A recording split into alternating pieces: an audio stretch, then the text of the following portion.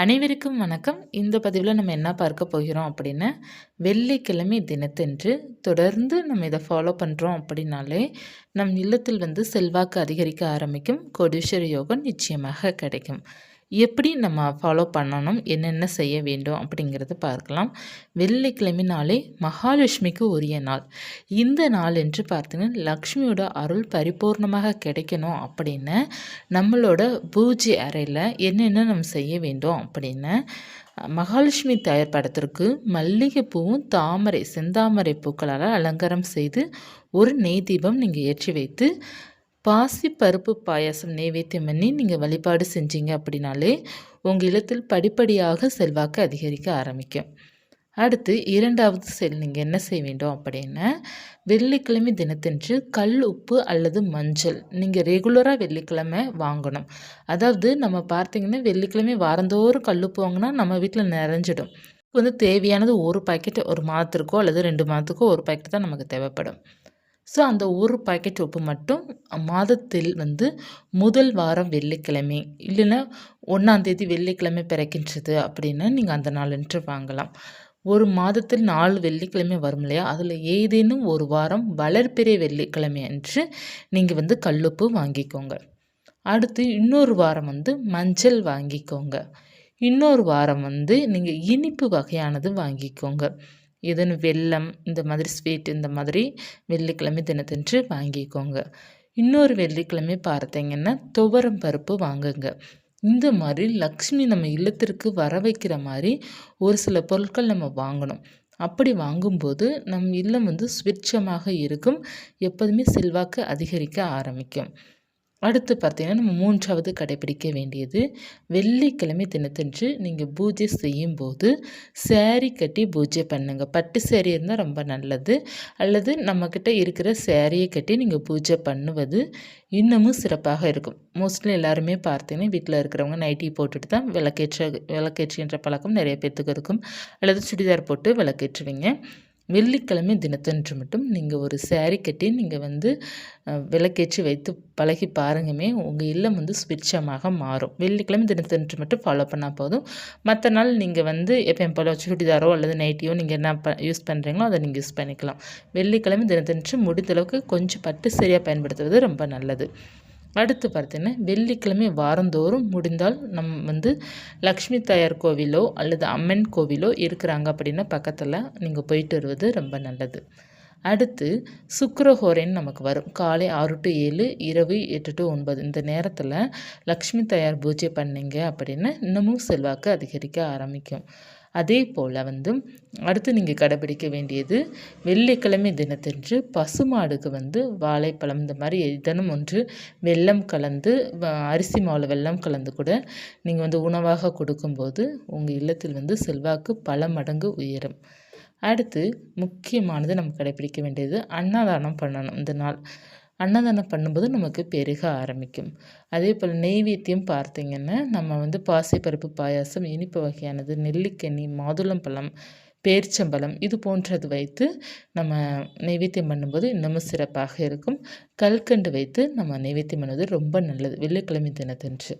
இந்த மாதிரி நீங்கள் தொடர்ந்து செய்ய உங்கள் வாழ்க்கையில் ஒரு நல்ல ஒரு சுபிட்சம் ஏற்படும்.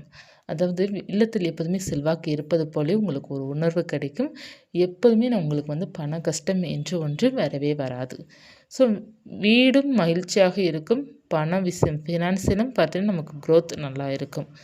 அடுத்து வெள்ளிக்கிழமை தினத்தன்று பார்த்தீங்கன்னா யாராவது நம்ம வீட்டுக்கு வருகிறாங்க அப்படின்னு வர்றவங்கள வெறுங்கையோடு நம்ம அனுப்பக்கூடாது. வெள்ளிக்கிழமை தினத்தன்று வராங்க அப்படின்னா அவங்களுக்கு ஏதேனும் தாம்பூல செட்டு இந்த மாதிரி குங்குமம், மஞ்சள் இந்த மாதிரி கொடுத்து அனுப்புறது ரொம்ப நல்லது.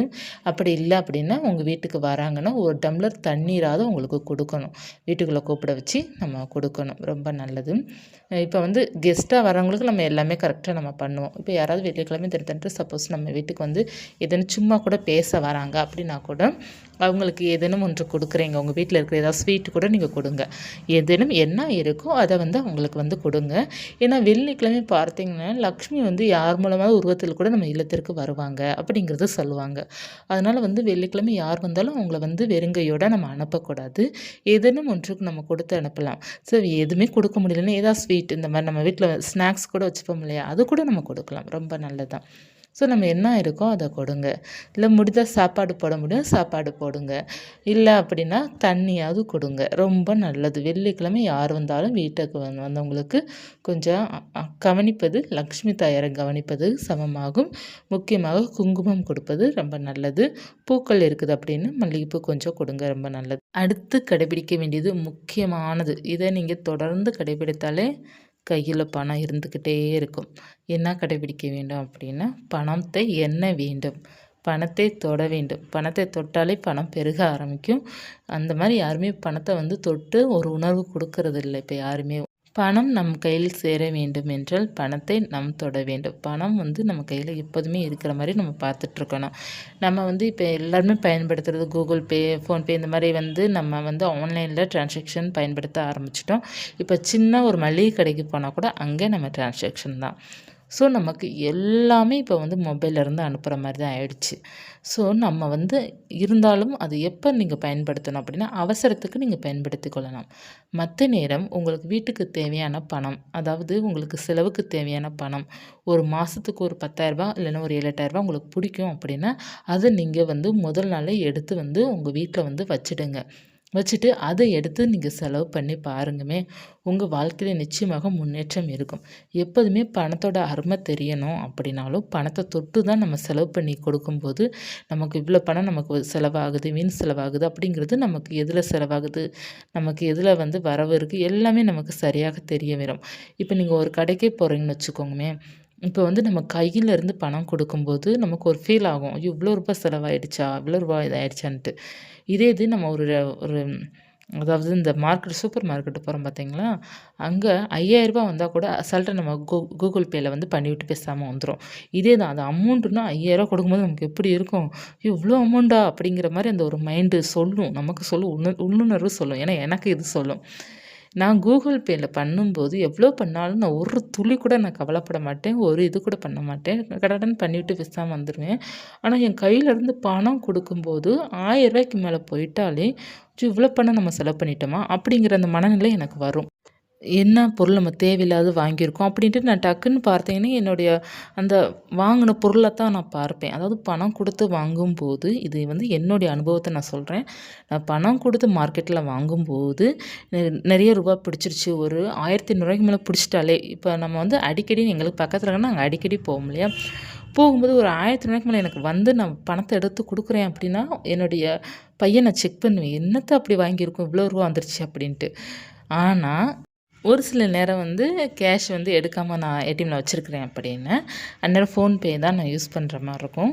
ஸோ அதே மார்க்கெட்டுக்கு நான் போகும்போது, சப்போஸ் நான் வந்து ஒரு வாரத்துக்கு இப்படி வாங்கினோம்னா நமக்கு ஏதாவது ரூ. 1,000 1,500 தான் வரும். சரி 2 வாரத்துக்கு எக்ஸ்ட்ரா வாங்கிக்கிடுவோம் அப்படிங்கிறப்போ நமக்கு ரூ. 4,000 3,000 அப்படி வரும் பார்த்தீங்களா. ஒரு சில பொருள் நான் எக்ஸ்ட்ரா வச்சு வாங்கும்போது வந்துடும். ஸோ அப்படி வரும்போது நான் அதை ஒரு துளி கூட அதை மைண்டில் ஏற்றுக்கவே மாட்டேன். நான் பாட்டில் அவங்க இவ்வளோ ரூபான்னு சொல்லும்போது நான் பாட்டில் ஜிபே பண்ணிவிட்டு நான் பாட்டில் வருவேன். அது எனக்கு மைண்டில் ஓடவே ஓடாது. ஆனால் நான் ரூபாய் என் கையில் எடுத்து கொடுக்கும்போது இவ்வளோ ரூபா நம்ம செலவு பண்ணிட்டோமா அப்படிங்கிற மாதிரி மனநிலை எனக்கு பர்சனலாகவே இருக்குது.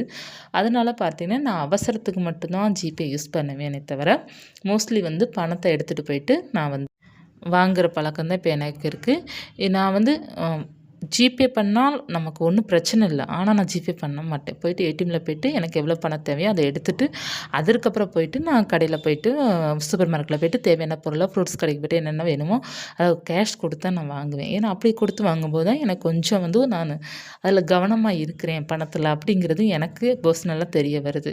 எனக்கு 2க்குமே வித்தியாசம் இருக்குதுங்க. நான் வந்து பணம் கொண்டு போய் செலவு பண்ணேன்னா, அதில் வந்து தேவையானது ஏதோ அதை மட்டும் பார்த்து பார்த்து வாங்குற மாதிரி ஃபீல் ஆகுது. நான் ஜிபே பண்ணுறேன் அப்படின்னா, அந்த இதில் எனக்கு கவனமே இல்லை. நான் பாட்டில் வேணுங்கிறத வாங்கிட்டு வந்துடுறேன். பக்கத்தில் ஏதாவது ஒரு கடைக்கு போகிறேன், அங்கே என்ன வேணுமோ ஸ்நாக்ஸ் எல்லாம் வாங்கிட்டு வந்துடுறேன். திடீர்னு பார்த்தீங்கன்னா ஹோட்டலில் போகிறது, அங்கே ஏதாவது வாங்கிட்டு வந்துடுறேன். இந்த மாதிரி எண்ணம் வந்து வர்றது வந்து இந்த ஜிபே மூலமாக தான் எனக்கு வருது. ஏன்னா கேஷுங்கிறது நம்ம கொஞ்சம் தானே எடுத்துகிட்டு போகிறோம். ரூ. 2,000க்குள்ளே தான் எடுத்துகிட்டு போவோம். ஸோ நம்ம வந்து இந்த பொருள் வாங்கினா அதுக்கப்புறம் வந்து பணம் இருக்காது அப்படிங்கிறதுனால அந்த மைண்ட் செட் இருக்கும். வந்து ஜிபேங்கிறப்போ தெரிய மாட்டேங்குது. நம்ம தேவையான பொருள் எல்லாத்தையும் எடுத்து எடுத்து போட்டுட்டு நம்ம வாட்டில் பில் பே பண்ணிட்டு வரோம். அது எனக்கு நல்ல டிஃப்ரெண்ட் எனக்கு தெரியுது. அதனால இப்போ நான் வந்து ஜிபேயை குறைச்சிட்டேன். ஐயோ! ரொம்ப செலவு பண்ணுறோம் அப்படின்ட்டு. ஸோ இது என்னுடைய பர்சனல் எக்ஸ்பீரியன்ஸ் மற்றும் இது என்னுடைய அனுபவம் கூட. யாராவது இனிமேல் ஜிபே பண்ணுறீங்கன்னா கொஞ்சம் கவனமா அதில இருங்க. ஏன்னா நெறைய காசு வந்து அதில தான் வேஸ்ட் ஆகுதுங்க. நம்ம வந்து பைசா நம்ம வேஸ்ட் பண்ணுறோம்னு நம்ம சொல்லல. அதாவது தேவையில்லாத பொருள் எல்லாத்தையும் நம்ம வாங்கிட்டு வந்துறோம் அப்படிங்கிறத சொல்றேன். பார்க்குறதெல்லாம் வாங்கிட்டு வந்துற மாரி இருக்குது. அப்படி சொல்றேன். நெறைய நம்ம செலவு பண்ணுறோம். வீணா கூட போகுது ஒரு சில பொருட்கள். அந்த கூட நம்ம வந்து இருக்கட்டும் அப்படிங்கிறத வாங்கிட்டு வந்துர்றோம். அதாவது கணக்கு பார்க்காம எல்லாத்தையும் நம்ம கடன்னு வாங்கிட்டு வந்துர்றோம். அதில நமக்கு வந்து பணம் தேவையில்லாம அதில வீணாகுது இல்லையா? அதற்காக தான் நான் சொல்றேன். இதெல்லாம் நம்ம கடைப்பிடிக்கணும். கட்டாயமா கடைப்பிடிச்சு இந்த மாதிரி இருந்தாலே லைஃப் சூப்பரா இருக்குங்க. கட்டாயமா இதெல்லாம் கடைபிடிச்சு பாருங்க.